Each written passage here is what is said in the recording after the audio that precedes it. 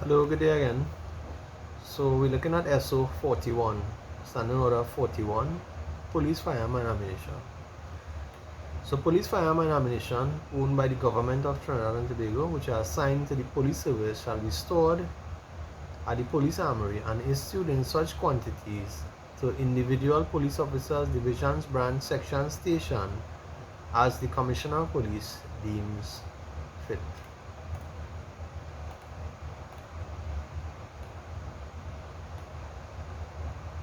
Firearms and ammunition assigned to police officers shall be as follows: to police officers of or above the rank of inspectors, a revolver or a pistol.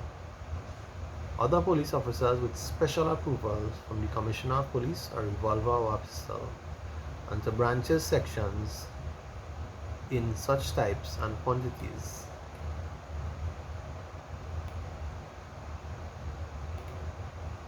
So the responsibility of the officer in charge of the division of branch is to ensure that adequate space and suitable security is provided for the storage of all firearm and ammunition.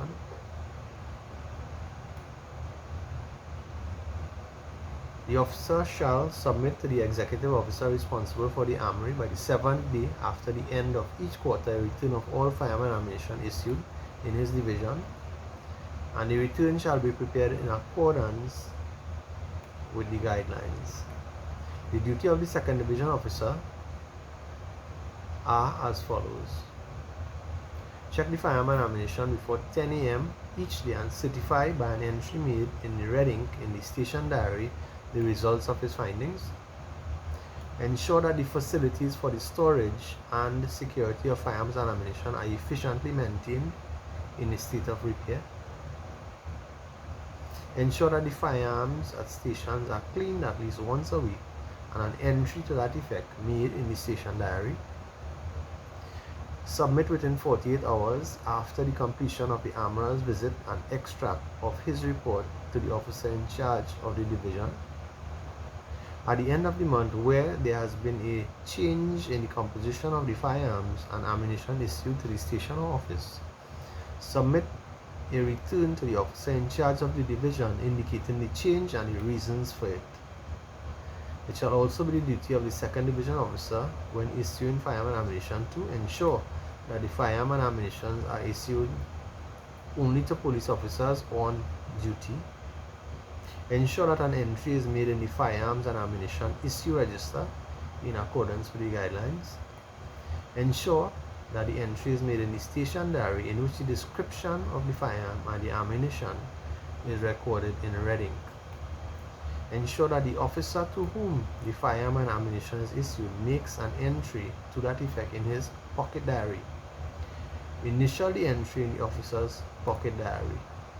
It shall also be the duty of the 2nd Division officer in charge of the charge room or office, on completion of the tour of duty, a police officer to whom a firearm and ammunition has been issued, ensure that such officer returns the identical firearm and the correct quantity of rounds and ammunition. Ensure that the officer to whom the firearm and ammunition are returned completes the in option in the firearm and ammunition register. Ensure that an entry of the return of firearm and ammunition is made in the station diary. Ensure that a corresponding entry is made by the officer returning the firearm and ammunition in his pocket diary and initialed by the officer receiving such firearm and ammunition. Submit a report in writing to the 2nd Division officer in charge of the station or office if it is discovered that any discrepancy exists, including the description of the firearm and or the quantity of the firearm and ammunition returned.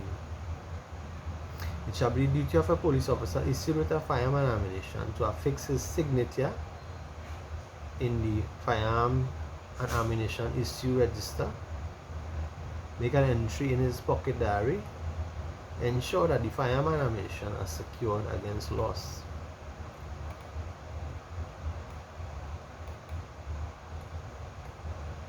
The general guidelines, which are very important, shall be the duty of police officers when handing over or receiving firearms to do the following: when handing over a loaded revolver to another officer, Handing over will ensure that the muzzle is held in a safe angle, 45 degrees, of the heel towards the vacant area. Half break the weapon. Inform the receiving officer that the weapon is loaded and permit him to seize aim and hand it over to him in the same condition. The receiving officer will keep the weapon pointed in a safe angle, then close the revolver, keeping his finger clear of the trigger, and put it away.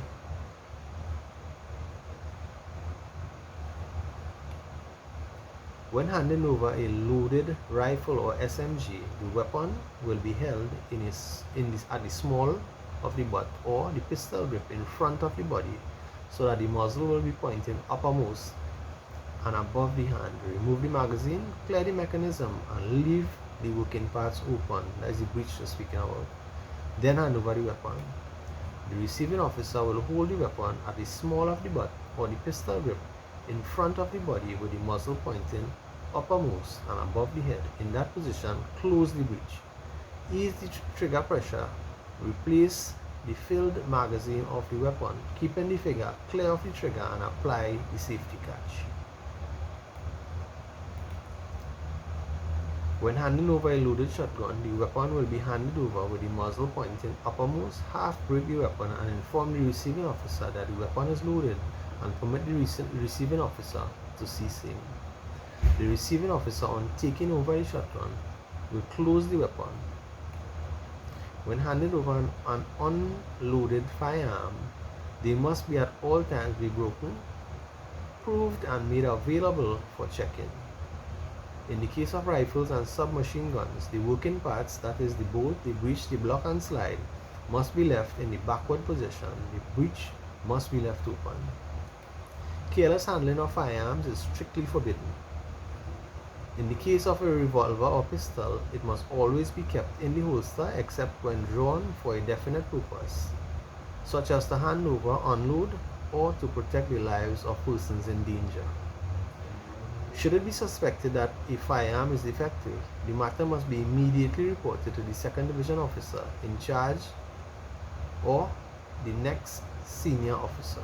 The defective weapon must not be used and should be sent immediately with a report indicating the defect to the officer in charge of the armory through the officer in charge of the division or branch. It shall be the duty of a police officer who has discharged a firearm to immediately report the facts in writing to the officer in charge of the division, branch, or section to which he is attached.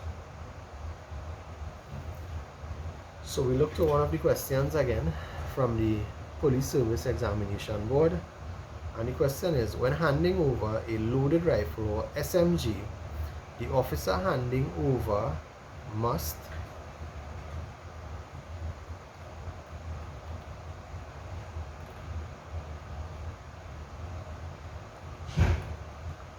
So the answer lies in section 15B. When handing over a loaded rifle or SMG, the weapon must be held at the small of the butt or pistol grip in front of the body so that the muzzle will be pointed uppermost and above the hand. Remove the magazine, clear the mechanism, and leave the working parts open. That is the breech. Then hand over the weapon.